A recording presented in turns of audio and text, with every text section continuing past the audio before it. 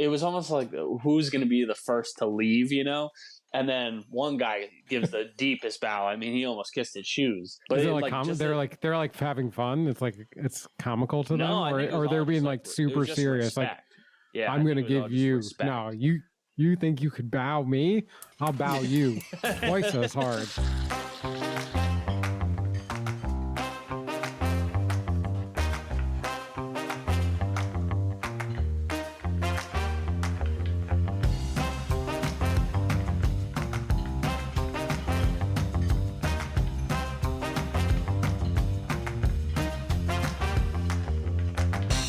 Ohayou gozaimasu. Welcome to Whipped Cream Salmon.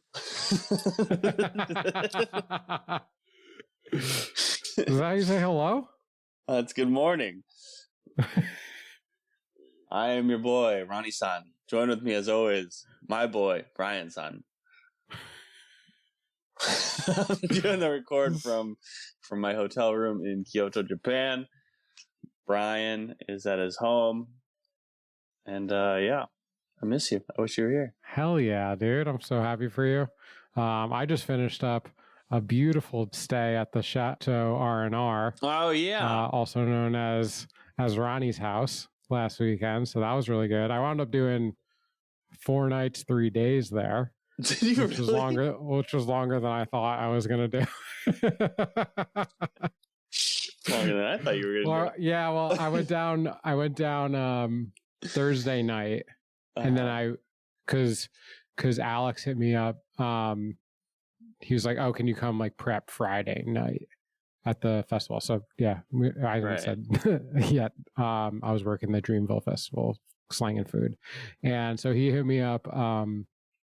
Hey, can you work at all on Friday? I was like, all right, well, let's go down there, stay, work out of your office on Friday. And then I went over to the site, worked all weekend. And then I was like ready. I had planned the whole time to like leave Sunday from the festival. Yeah. Grab Emma and run back to fucking Charlotte. And then it was 11:30 and I was like, what am I doing? I'm going to chill in the Chateau R&R one more time. And yeah. I had a great weekend. It was awesome. Oh yeah, that's fun. How was it slinging fryer baskets? Dude, Saturday was so fucking busy. We had 2 people not show up that were supposed to work in kitchen. It's a small area. We're doing we're like right by the main stage. It's fucking busy, and it's just like fry things, put them in under a heat lamp, and then they serve them. And I like could barely keep up with like frying enough stuff. Well, the fryers get cold, you know, like. Yeah, we were cranking them, and they did okay. Did they? Eventually on Sunday, we like ran out of propane at like 7:30 p.m. or so. We like. I actually I barely, because we didn't have really people, I was like barely able to leave. Like Saturday I was just there, didn't like leave for a set at all. And then Sunday, like Alex was like, I really want to get you to go see a set. Who do you want to go see? I really wanted to go see JID. It was only a 30-minute set. A lot of the sets were short actually, which is one of my gripes with the festival. But anyway, like I leave to go see JID. It was pretty sick. I come back. He's like, I don't know what's going on. He barely cooks really. Like he's like, he works front of the house. But he like set up the whole thing, and he's like worked with them before, but he like doesn't, really know much about like fryers, nor should he. And like, I was just like, I don't know, like, let me hop back on and see what's going on. And it was like, we weren't frying. It wasn't frying stuff. The burners were lit. It was cooking, but like shit was cold as fuck. The fryers were cold as fuck, and I couldn't get anything fried. And then like eventually we figured out like, oh, we're almost out of gas. Oh. And yeah, it was crazy. We ended up like So we have like the big towering like propane things. One really tall one like kind of medium size for the 2 fryers. We did like hook up a like regular propane to it. Oh, really? To one of them to like get a couple more hours out, and we kind of did, and we sold through a lot of food. But yeah, it was just a crazy weekend. That's wild. Yeah. How did it feel being back in it? It was really fun. I mean, the atmosphere was awesome. Like, it's such like, I told Alex, I was like, oh, these are like my people. It's like not only it's like a bunch of cooks, right? Who like but also like they're all just a bunch of festy kids too, which it's a really fun environment to be like in the staff area. I found really fun to. I mean, I would have like the food like and the actual thing that I was doing all day like left definitely something to be desired, but but moving fast and having a system and fucking crushing through it and smiling. And yeah, I mean, I was saying to some of them that like, I've been getting fucking yelled at my entire career to turn the music down, and now we're at the fucking main stage and it's fucking sick, you know? Yeah, that's funny. Oh yeah. And your accommodations were good. You were comfortable, and yeah. I stayed up in the guest room. That was nice. Emma liked the neighborhood. She was bad also. Emma was with you. Okay. Yeah. Emma was bad. She was bad. So I brought the gate down, right? We have like a gate, like a kid's gate, whatever, dog gate. And I brought that with me. And I knew that you have that. So like Ronnie's like kitchen has like 2 entrances, or an entrance and an exit, whatever. And my plan was to like put her in there. And that's what I did, right? I like put up the gate on one end. I took like the trash and the hamper and put it on the other end to block her. I got home Saturday night and she was asleep on the couch. I was like, what? No, that was actually Friday night. Saturday, I'm like, all right, we're gonna do this better. Gate up again. I put the trash and the laundry there again, but I took one of the big benches that y'all have at your like dining room table, and I put that behind there with like, I don't know if it's like your camp griddle was like sitting on top of that. Oh yeah. So that was there. I was like, all right, we're good. Get home Saturday night, asleep on the fucking couch. She's an escape artist. It's incredible. That's funny as fuck. So she had a good time. Yeah. Good for her. Wow, I'm glad you're able to utilize the space. Yeah, it was great. But let's talk about Japan. Yeah. So when we started, I'm sitting here, I'm drinking a coffee, a little canned coffee here. Nice. I'm gonna crack a beer too. A little Teddy Brewski I got here. I've got something for that as well. But obviously when we were in Thailand, like the 7-Elevens, convenience stores and stuff are everywhere. Same as Japan. And as good as the ones in Thailand are, the ones in Japan are better. Yeah. They just have more stuff and it's all good. And so these little like canned coffees, like we sell these in the States, cold. Mm-hmm. They have a hot section. So all these canned coffees. Hot canned coffees. Oh. And also in the vending machines, a lot of them have options for cold and hot beverages. But it's just a nice little canned coffee. So that's hot? You got that hot? Mm-hmm. It's in a hot case? Yeah. Whoa. It looks just like the customer facing like reach-in refrigerators. But it's hot. So that's awesome. Yeah, I got a bunch of snacks here. We've been drinking these little shooters. A lot of them, they're just like vitamin C shots or whatever. This one in particular is pretty funny because, Google Translate works to an extent. And and a lot of times you get some like really funny results. So this one in particular, when you, well, you know, a lot of times too, like Google Translate, you like hold it up and it'll say one thing initially, and then it'll like take a minute and it'll like change to like something else. So when you hold your phone up to this one, it says "for your fat face" on it. so what does that mean? So yeah, I don't know. It never changed that one.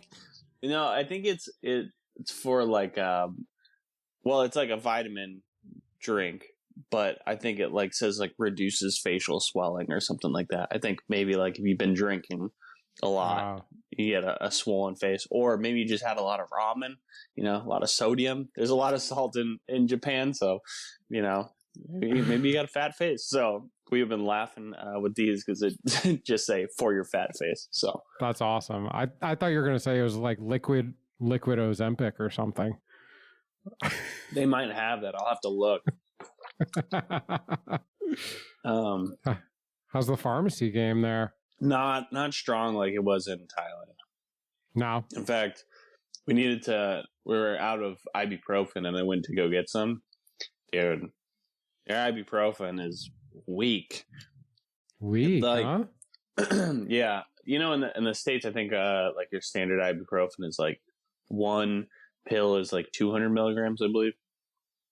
Here, like 2 pills equals like 150.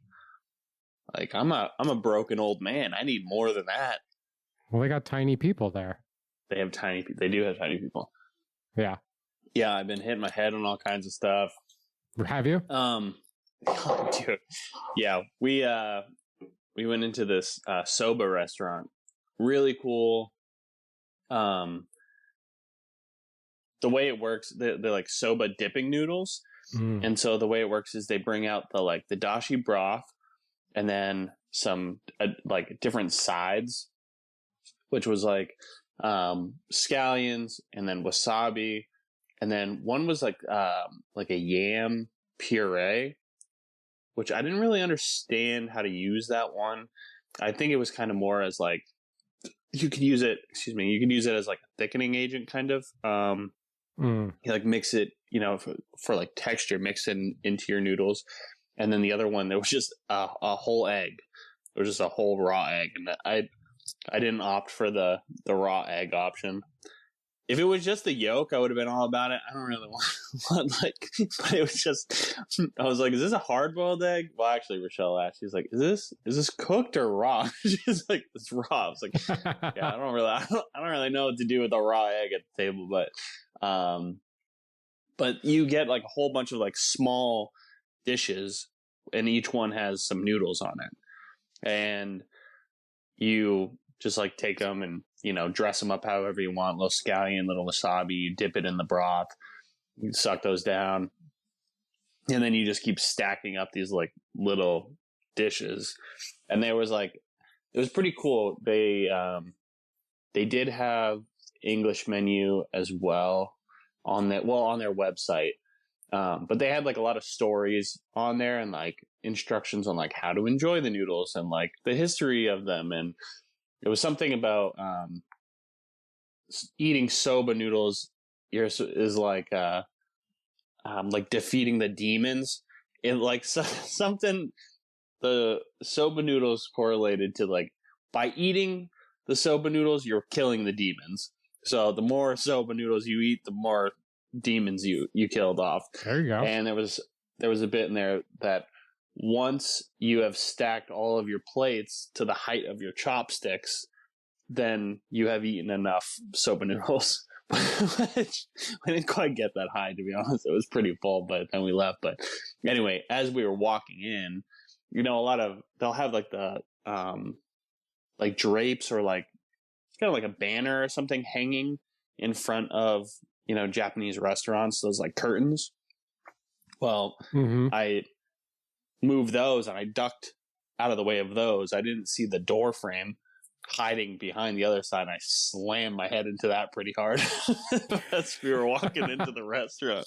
And but all the bar seating was full, and so they directed us to, I think they call them like tatami mats, or at least I'm not sure if that's what it's called, but it's like a raised platform, and you like sit on the cushions on the floor, and they have like the really low tables, you know, and you're supposed to sit like crisscross applesauce on the table. Well, my legs were way too big. I could not get my legs under. So we're same with Rochelle.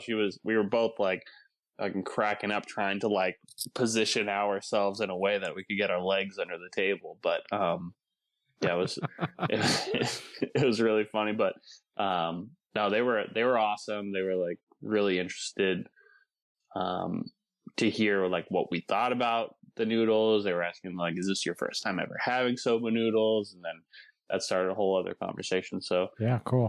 No, it's been cool. And yeah, it's been a lot of fun. There's also, I think, substantially less English than I would have thought. That's what I was going to ask you. I was going to ask if you were conversing in English. Yes and no. I mean, in Thailand, like it was really easy for us to communicate in English, I thought. And a lot of signage was in English. Yeah. And in Japan, not so much. Yeah. Maybe when you get to Osaka, like, where did you go so far? So were you in Tokyo? Tokyo, yeah. We spent the first few days in Tokyo, in Kyoto, and then now we're leaving Kyoto today and going to Osaka. You know, my dad he's been to Japan, I don't know, 15 times or whatever on business, and he always went to Osaka. And he always said that like it was very easy just knowing English when he said he went to Japan. Yeah. I wonder if like Osaka is like more of like business district, and therefore you'll just see more Western shit. Could be. Maybe. I don't know. Could be. That's just speculation. It was interesting. So we stayed on like two different sides of Tokyo. The first neighborhood, like, absolutely loved. It was super cool, really cute. In so clean. I cannot get over how clean, at least that part of the city. Most of the parts of Tokyo that we were in were incredibly clean. The trash trucks are polished, like showroom shiny. There's like they're chrome, like you could see yourself in. There's no visible dirt or debris on their vehicles at all.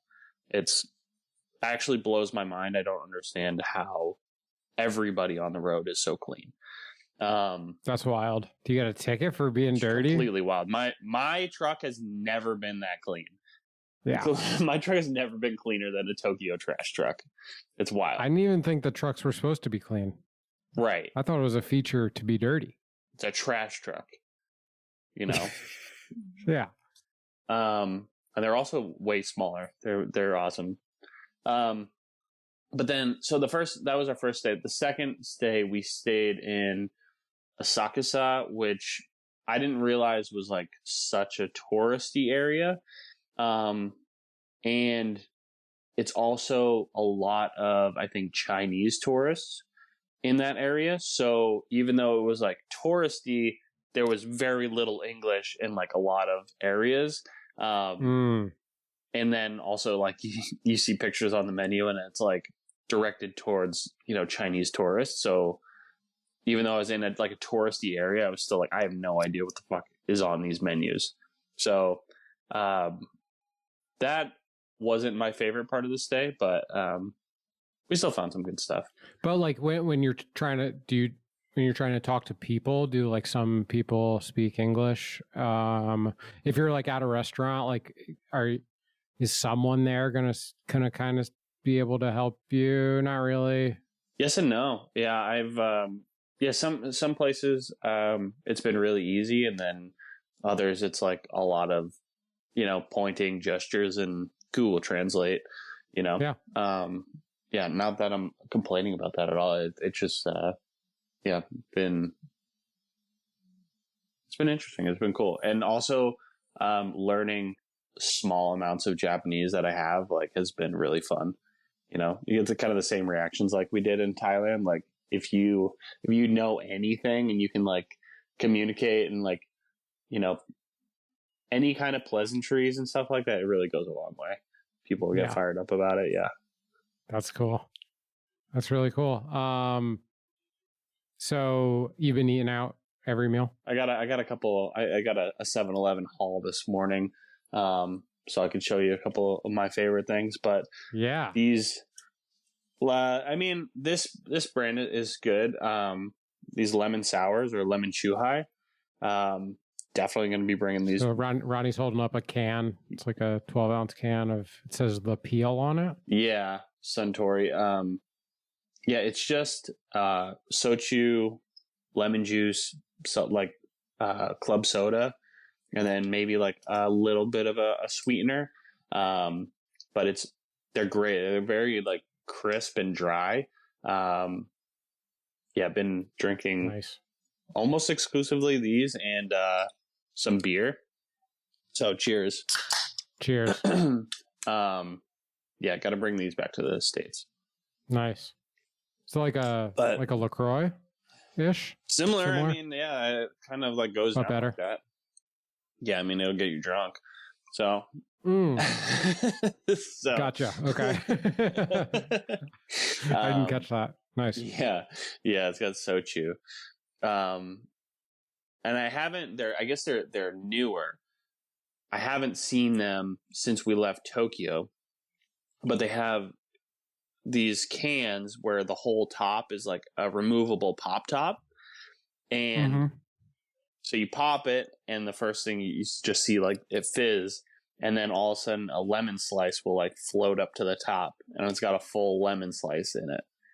That's so cool. That's pretty awesome. So cool. That's really cool. Mm-hmm. They have such cool shit, man. Why don't we have cool shit? Do they think that our shit is cool?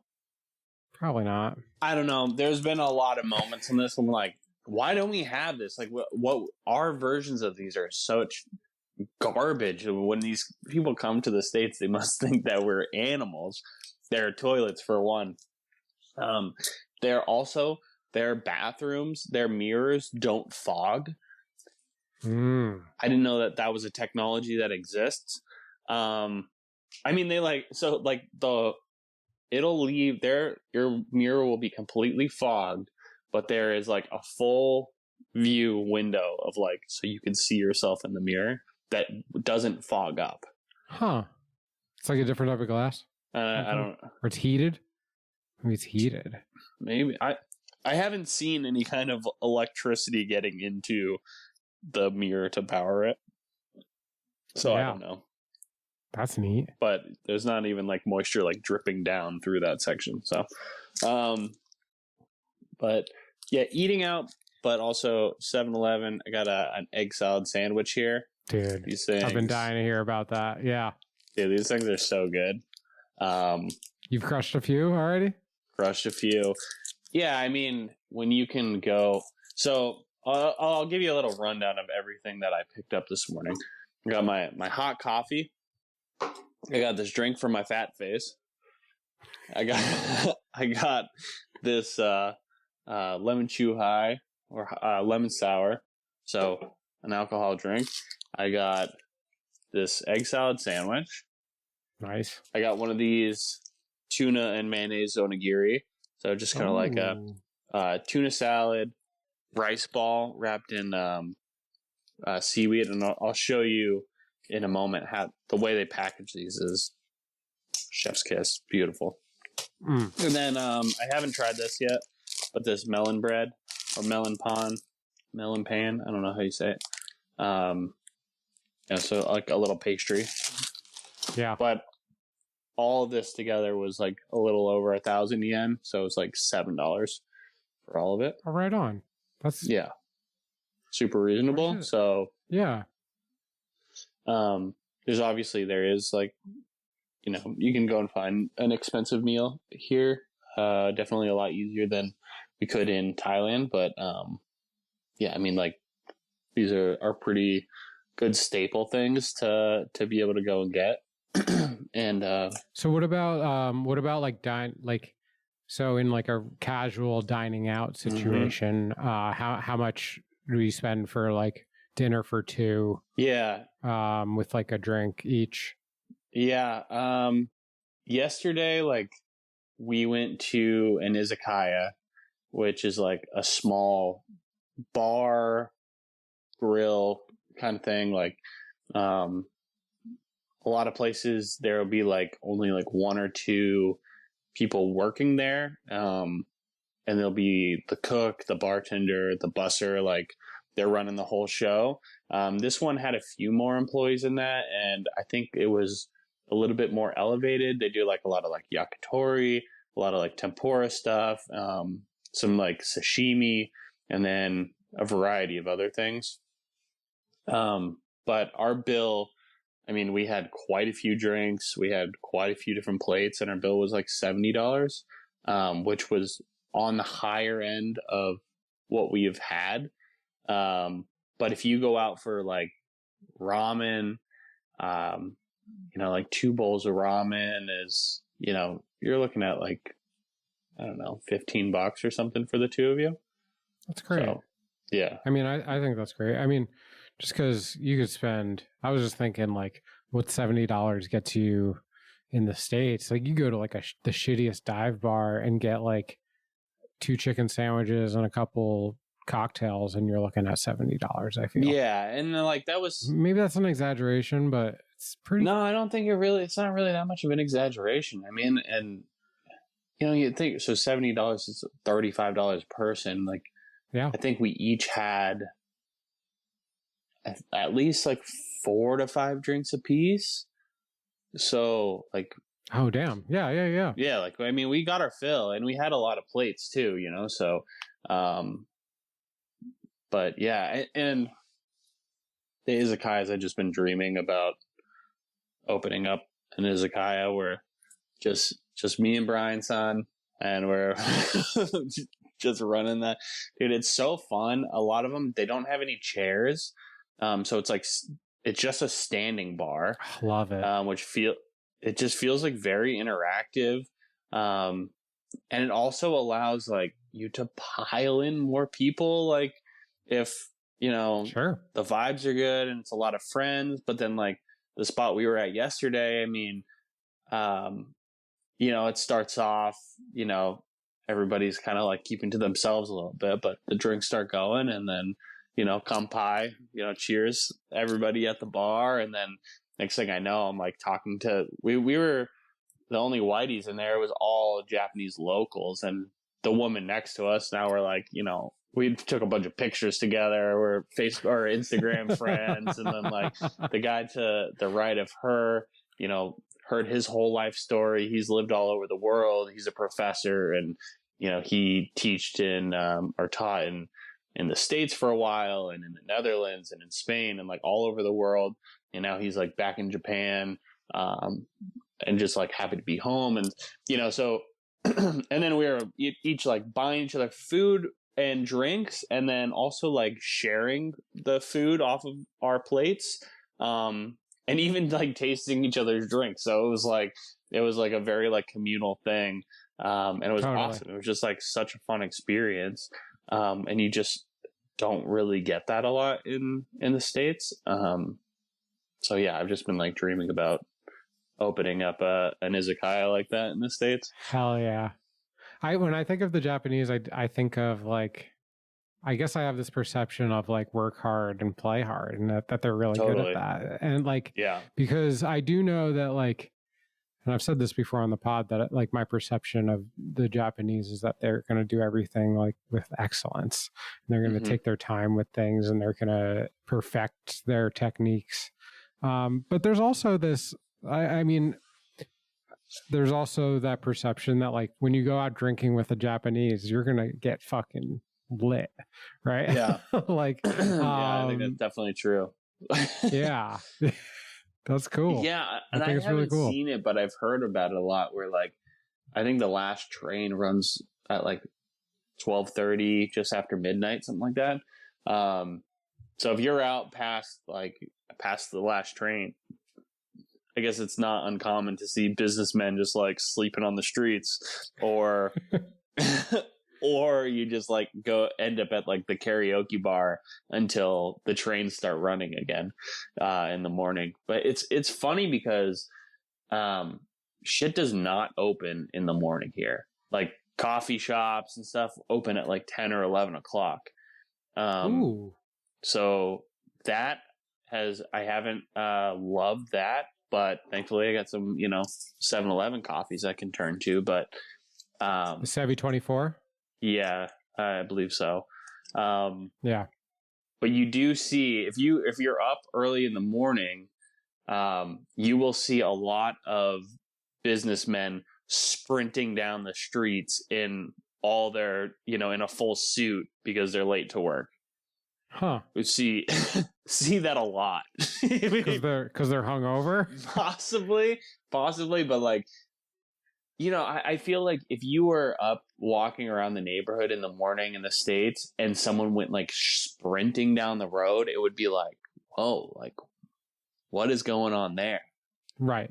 The first day we took a walk around the neighborhood, there was no less than 8 to 10 people sprinting down the streets to get to work in like a full suit and like carrying a briefcase or like a backpack. So yeah, you see a lot of that. It's pretty funny. That's so funny. I want to hop back to what you said about like having like cafes or just like stuff isn't really opened early in the morning. Yeah. What I thought of was like, do we as a society like just have an expectation that everything should be available all the time? Which we definitely do. Which maybe like diminishes the quality of the thing because like everything always has to be available. I don't know. Yeah, I'm sure. A random thought that I kind of had. I mean, I think there's probably a lot of validity to that. That being said, I got to get a coffee when I wake up in the morning. For sure. Maybe we just go to Japan and we open up a coffee shop that opens at fucking 7:30. Yeah. We'll be the first ones up. Yeah, I don't want to wake up that early. So what's some of the most interesting food items that you've gotten while you were dining? Well, I don't know that I've had like too much that has been like really out of my comfort zone, or too many things that I've like never had before. The izakaya we were at last night, and I wish I could remember how to say it. I want to say it's called like sume or something along those lines, but it's a chicken skewer. And actually, I tried to make something similar to it when you guys came over and we did the izakaya thing, but it was like the minced meat, kind of like meatball on a stick type of. Yep. The one that I had last night was way better than what I made. I remember the one I made ended up being pretty dry. The flavor was good, but then also you get a side dish with, some kind of like the tare, which is, like soy and sugar and sake probably, and maybe mirin, and you keep the mother pot of that going. So you just like keep adding to that. So the flavor changes and enhances over time. You like dip in your different skewers in there. And, but anyway, so it was that like mincemeat skewer, and then you get the little side dish, and then also it has a raw egg yolk in that. So you kind of like mix that all together, and the eggs here, similar to what we saw in Thailand, but they're so orange that they're like kind of reddish, Mm-hmm. Super thick and it's fresh, right? I mean, yeah, real chickens lay those type of eggs, not fake ass chickens like we got here. They give you this pale ass fucking yolk. Yeah, the pale watery yolk, No, the yolk is like so thick and luscious, and you kind of just like dip the skewer into that. And that was one of the better things that we've eaten. The karage chicken. We've had some really good karage. Nice. The other day it's called, I might butcher the name, but it's called okonomiyaki. And it's kind of like, they throw down like cabbage and, maybe some it looked like strips of bacon, but I don't think it was like smoked or cured. It was just like thinly sliced pork belly. So there was like pork belly, thinly sliced, the cabbage, and then they throw down like almost like a crepe batter on top of that. And then this one also had like yakisoba noodles on that, and they make this big like pancake kind of thing. And it just like sits, they cook it on the flat top, it all kind of sits together, and they flip it, and then on the top they pour on some kind of like a sweet sauce on there, and then dust it with, I don't know, some like finely ground like seaweed flakes and white pepper, I don't know, bonito flakes or something. And they give you kind of like a little spatula to like cut it. They put it, when they bring it over to the table, you have like a flat top on the table. And so they just put it right back on the flat top, and it just sits there and sizzles on the flat top, and you kind of cut off pieces of it. That was pretty fun. That's neat. Yeah. We went to, when we were in that area of town that it was like a lot of the Chinese tourists, I tried to order the karaage fried chicken. Mm-hmm. I don't know if I pointed to the wrong one or like I didn't communicate correctly, but it was just like fried chicken cartilage. So that was a little tough. I didn't love that. I got it. I was like, what are all these tiny little chicken pieces, you know? Yeah, and I think it was just like the tip of the breastplate of the chicken. Oh, really? The chine? Like that cartilage piece? Just that cartilage piece. So I like... But a bunch of them?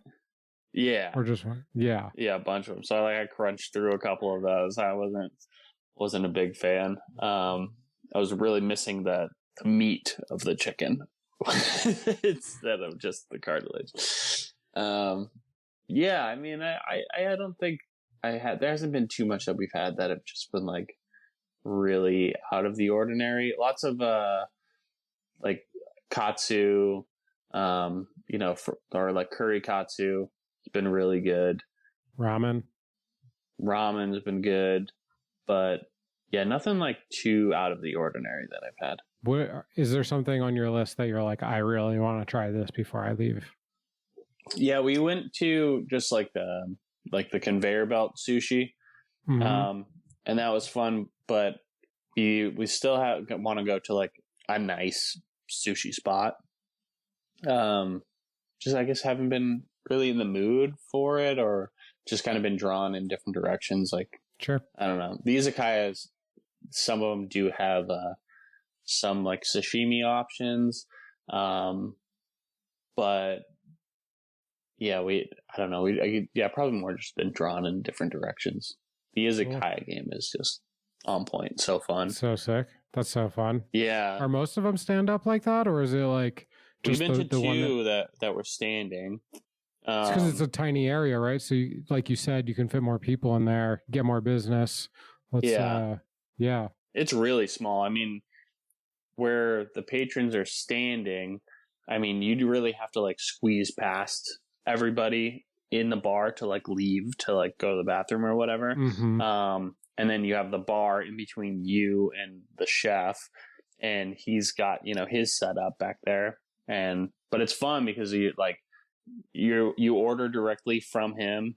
You order your drinks from him, so like, you order a beer and he's got a beer on tap, it's not like, right. He doesn't hand you a beer list, It's like, you say, biru kodasai, which means like, I want beer. And he's like, got you. And he fucking just goes and pours you a beer, which is dope. And also the beer, so it's just, Sapporo or Ichiban or whatever, same kind of beers that we get in the States. But when they pour the beer, they pull the tap handle towards themselves, and they fill it, probably like 80% of the way to the top. And then they'll stop the tap handle, and they'll take a spoon and like scoop out some of the foam on the top. Uh-huh. And then they put the beer glass back under, and then they push the tap handle away from them, and it pours out just foam. But the foam that they pour out is like like the same kind of foam that you get on a Guinness, where it's like a nitro pour. So when you take a sip, it's like the creamiest, smoothest beer experience. I don't know. That was one thing I was like, why is all the beer so smooth here? Yeah, and I watched somebody do it last night, so bring that back. That's interesting. Do you think it's just a regular keg though, that they're just like have special, they're just handling it differently? Yeah, I don't know. I did notice on the tap handle yesterday, it looks normal, except at the very tip of the tap, there was actually like two different like valves coming out. So one where like the normal beer pours from, and the second one is like just where the foam comes out. Oh, interesting. Kind of interesting. That's cool. Yeah, that's neat. Yeah, I'll see if I can get a picture of one or something, and I'll send it to you. Yeah, that'd be cool. Mm-hmm. I since you've mentioned raw eggs twice so far, at Dreamville Fest, Alex has this ceremonial ritual where you just do an egg shot, which means you just crack an egg into your mouth and then suck it down. That's brutal. So I did one of those this weekend in 90-degree heat. That was a good time. It was 90 out there, really? It was hot. It was the hottest weekend, I think, of the summer so far. Jeez. Not even summer. It's the spring. Right.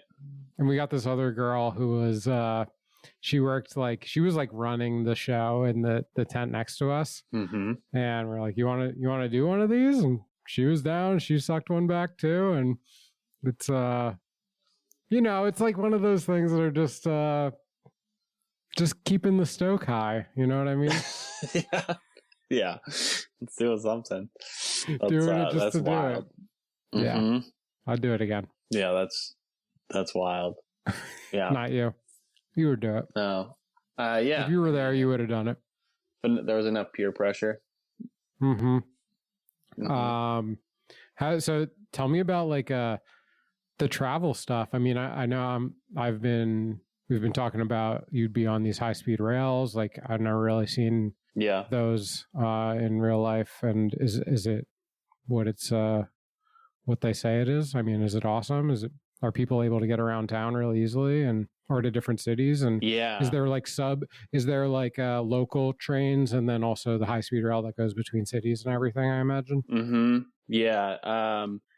So I guess to bring it from the beginning, or the flight and everything, for some reason I had way more difficulty with jet lag coming to Japan than we did when we went to Thailand. And I don't know if it was just because like when we went to Thailand, you and I just didn't sleep at all on the plane. So by the time we did get to our hotel room, like we had no problem going to sleep. And then we kind of just like woke up, the next morning. Right. We got back to the hotel, we took a nap, and then you and I and the girls, we all went out and grabbed some food, and then we came back to the hotel and we all crashed out. Here, for some reason, like I just had the hardest time acclimating.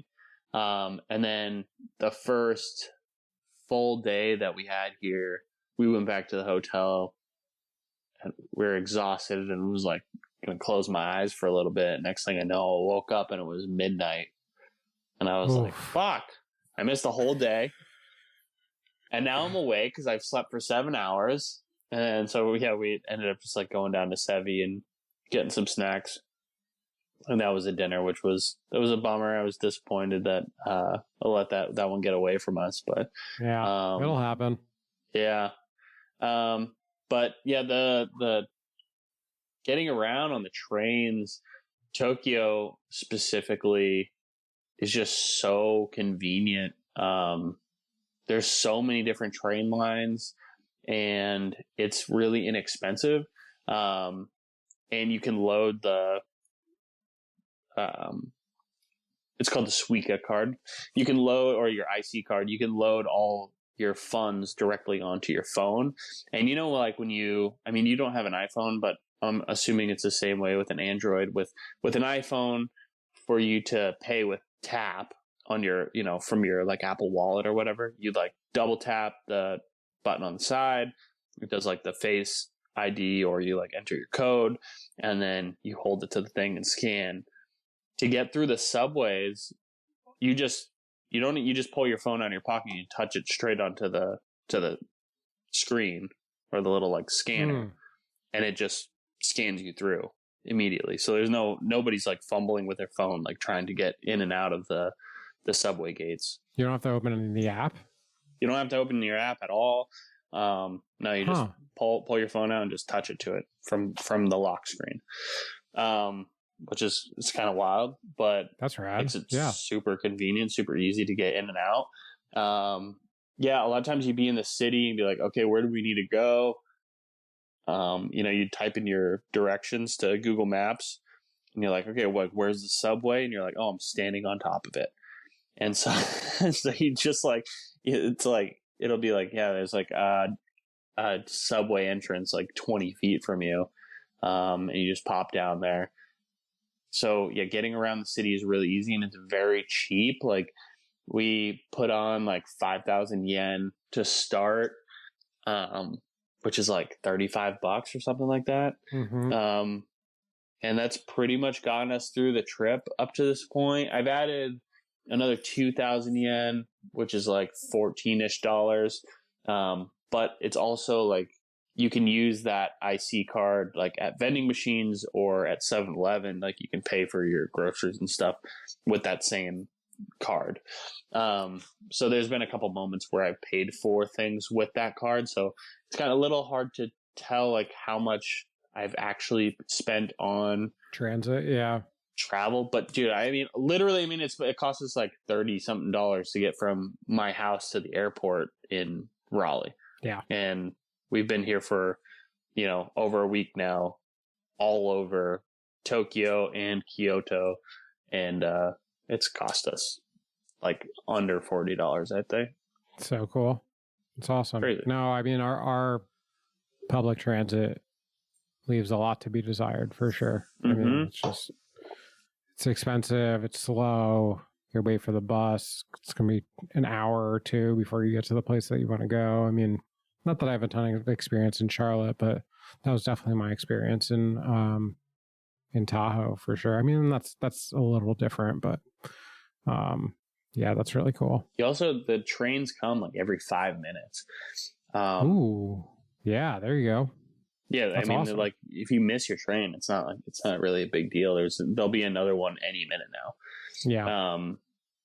And Kyoto, definitely like less infrastructure for public transit, but even still, it's really been pretty easy. Sometimes navigating the like systems is a little difficult. Sometimes you'll be like following signs. You're like,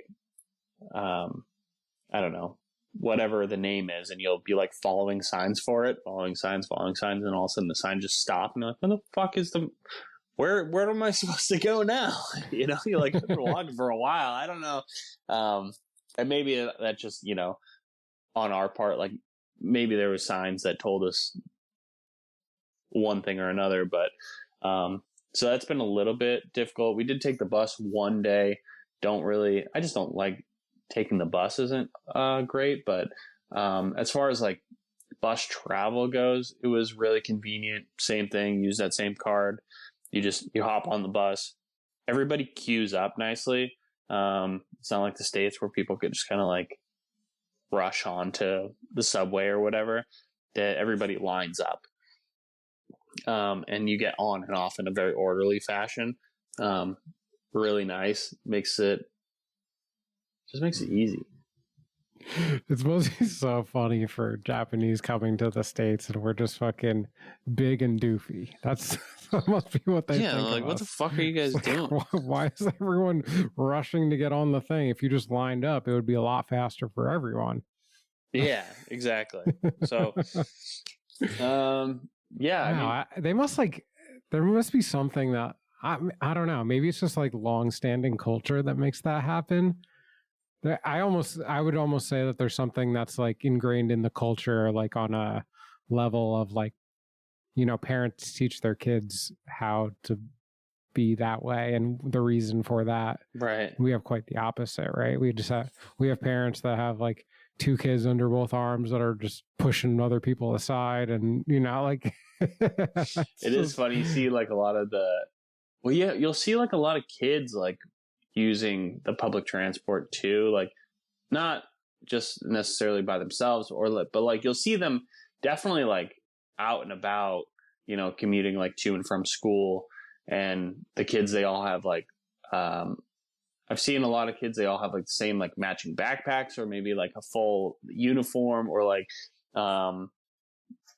I've seen like all the girls have like, one color hat, and all the boys have another color hat. I don't know. They're all like super cute, running around, and you're just like, it's kind of interesting how, independent they all seem to be, that they're all just like on their morning commute to school or whatever. It's like, it's really, really funny.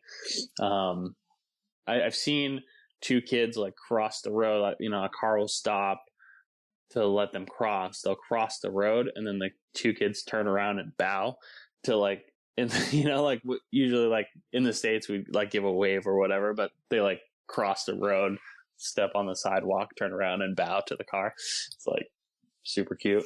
Have you been bowing a lot? Yeah. Are you big on the bow culture now? Yeah.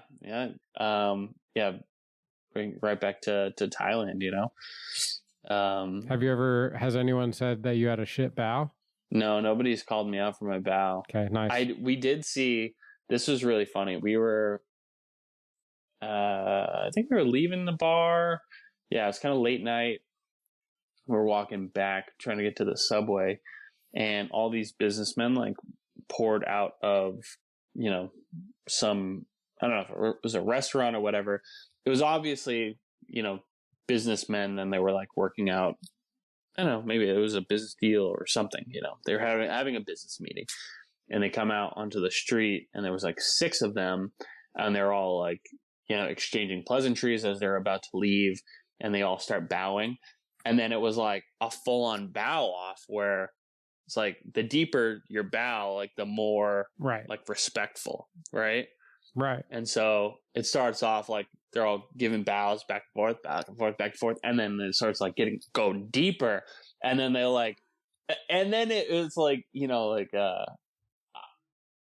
it was almost like who's going to be the first to leave, And then one guy gives the deepest bow. I mean, he almost kissed his shoes. Before he leaves. Yeah, it was really funny. But is it like they're like having fun? It's like it's comical to them, or they're being like super serious. Respect. Like, yeah, I'm gonna give you no. You think you could bow me? I'll bow you twice as hard. I think it was just all about respect, and just as soon as you thought it was like gonna stop, then like one guy would give like a deep bow, and then it would like trigger them all to start bowing again. So yeah, got to see a true Japanese bow off. That was really funny. Yeah. That's awesome. Yeah. One more question before and then we'll go to the next part of the show. But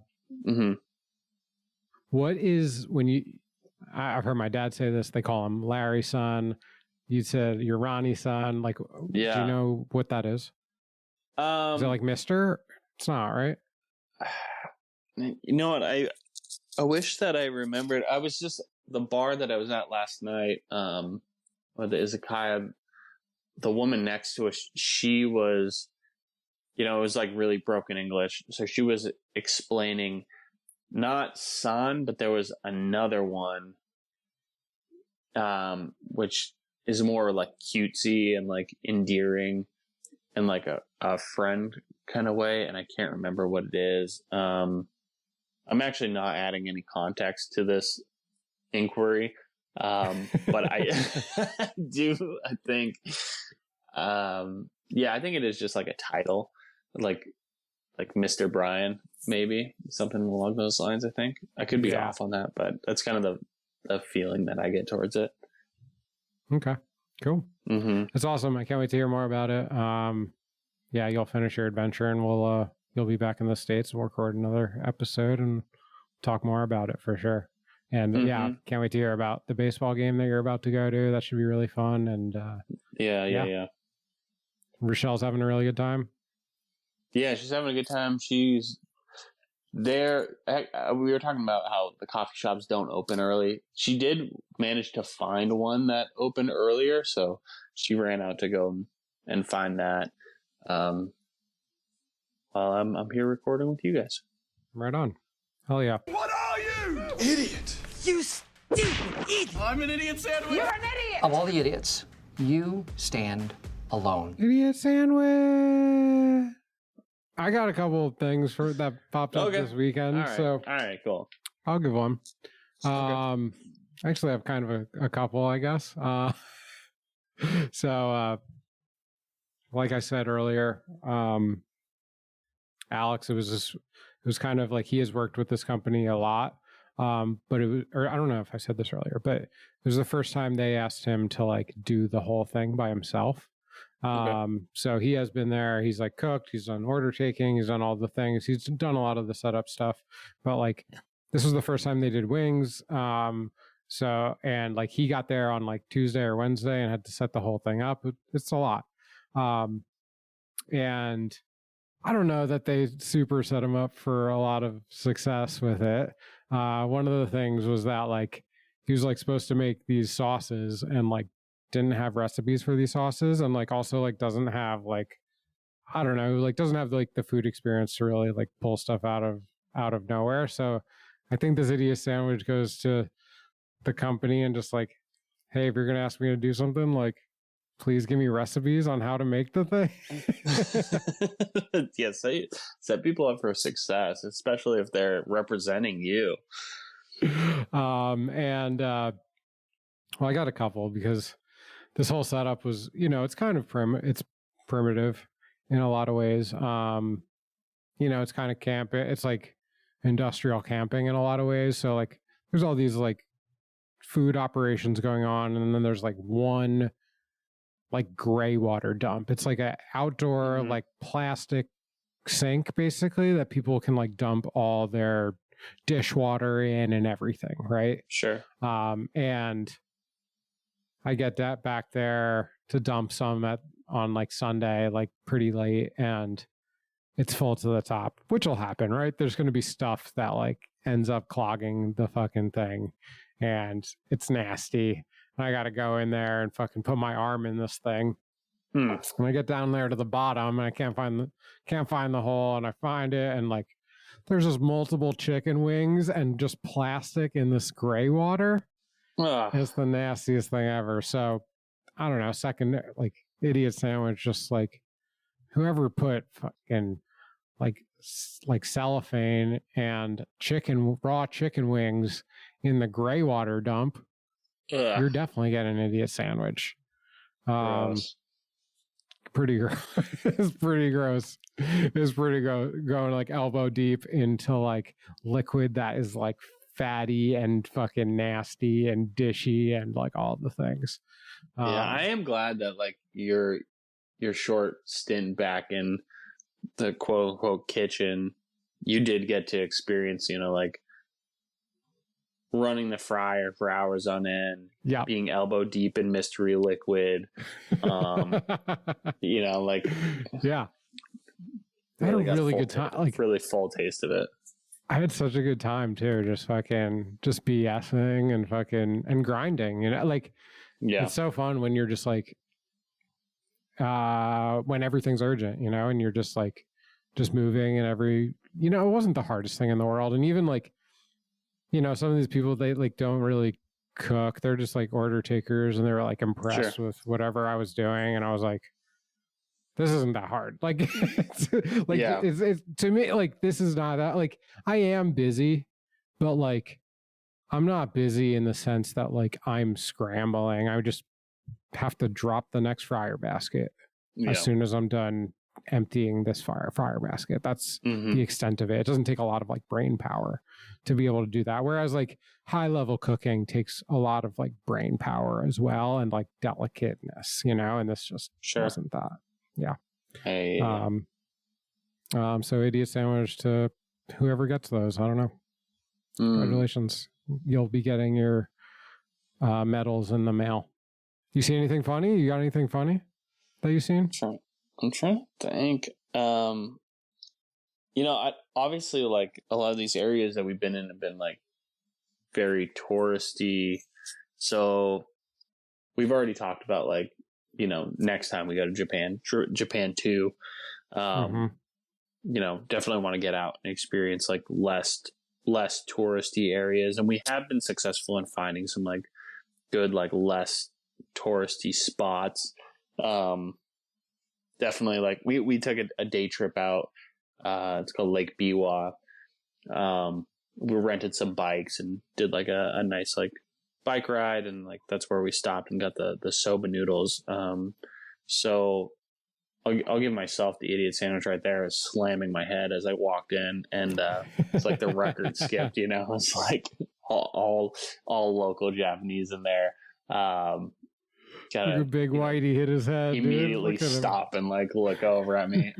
Thankfully, they were, like, very gracious hosts, and the woman there, she did speak good English, so she seemed to be more concerned for my well-being than me wrecking up the place. But idiot sandwich me for being too big in Japan.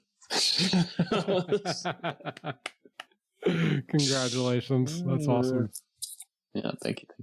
And now it's time for the whipped cream salmon school for cooks who don't cook good. How do you do it? Let me hit you with some knowledge. This is the moment we've all been waiting for. Woo-hoo! I got one. This is almost an idiot sandwich too, and this one, but this is a tip, and it involves me. Okay. There's a reason you're supposed to wear pants in the kitchen, and so, if anything that's, like, serious cooking or for a long period of time, maybe, like, advised to wear pants. And the reason I bring that up is because I was wearing shorts all weekend. It was hot. I mean, I wasn't probably going to not wear shorts anyway, but I was doing great. And it's like, I don't know, probably, like, late afternoon on Sunday, and I, like, mishandled a chicken wing and splashed myself with fryer oil. Oh yeah. Got on my shorts, whatever, but, like, a little, like, maybe a decent amount ended up, like, right on my sock, where where your sock meets the skin, and it's soaked in. And now I have this 2.5-inch line that is the burn where my sock was. Ugh. So nothing a little Neosporin can't fix, but aprons, pants, helpful in the kitchen for sure. Yeah. Ugh, that's brutal. Yeah, I have a scar on the top of my foot. I think we've talked about on this, but from kind of same thing, dripping oil onto my hot sock, dripping hot oil onto my sock. And it just, like, soaks into the cotton on your sock and sits on your foot, and brutal. Yeah. Mm-hmm. It's okay. We'll be fine. Mm-hmm. I mean, I think, like, just in general, like, I don't get fazed by that stuff that much. Like, yeah, I hurt a little bit or whatever, and it's still, like, kind of there, but, like, I'm not worried about it. I'm not, like, I don't know. I don't give it much attention. It's not, like, really something that bothers me that much, honestly. Like, after being in the kitchen for so long and getting comfortable burning, you kind of just get comfortable doing, like, getting burned occasionally, and, like, I had a really funny conversation with James Dent once, and he was like, for all the things that fucking cooks bitch and moan about, they never bitch and moan about getting burned, because there's so much worse with that goes on with their jobs than fire on your fucking skin, which is hilarious. That's very funny and very true. Yeah. My tip, since I'm in Japan and I've had a lot of it, and it's something that's very accessible in the States, Japanese curry. Most grocery stores will carry it. If you go to, like, the quote unquote, like, ethnic food or the, like, Asian food aisle, they sell them in these, like, little packs, and it's like a brick of, like, curry. I don't know, it's like concentrate, I guess. Yeah. Super easy to make, especially if you have a rice cooker. You can get your rice cooker going, and then just like simmer some, I don't know, like vegetables or chicken or beef or whatever. And then at the end, you just throw in those curry packs, and it's just like a super delicious, comforting, easy meal. Yeah, try that out there. So good. What's the brand? Good. It's called Golden something. Yeah, is it Golden Curry? Is it just Golden Curry? I think it might be called Golden Curry. Yeah. The one I'm thinking of is like, it almost looks like a chocolate bar where you can like snap off like a square of it and throw it in there. Yeah, it's something that I don't buy a lot, but I should have a couple of those just for whenever. It's a good like quick meal. Do a little chicken stock with some veggies and maybe some beef and fucking yeah. Yeah, you can do it's like basically start off just like a standard beef stew. You know, you can do like chuck roast and your mirepoix, or potatoes are good in there too. And then at like the last couple minutes, you throw in that quote unquote chocolate bar of curry. It really does look like a chocolate bar when you pull it out of the pack. Yeah. You just drop that in, like let it dissolve, and it'll like thicken up your sauce. And yeah, it's really, really good. Try it out. Yeah. Fuck yeah. Great tip. Nice job, Ronnie. Well, thanks, Bob. Glad to see your face. I'm glad you're having fun. Glad you didn't get hit by a super fast train or hit your head too hard. And I hope you have a wonderful rest of your trip. Have a lot of fun. There's still time. So. Yeah. Thanks everyone for listening. Follow us on socials at Whipped Cream and Salmon Podcast, whippedcreamsalmon@gmail.com, and yeah, we'll see you next time. Bye. How do you say goodbye? I don't know. You kind of just like thank them as you leave. Let's do a deep bow to leave.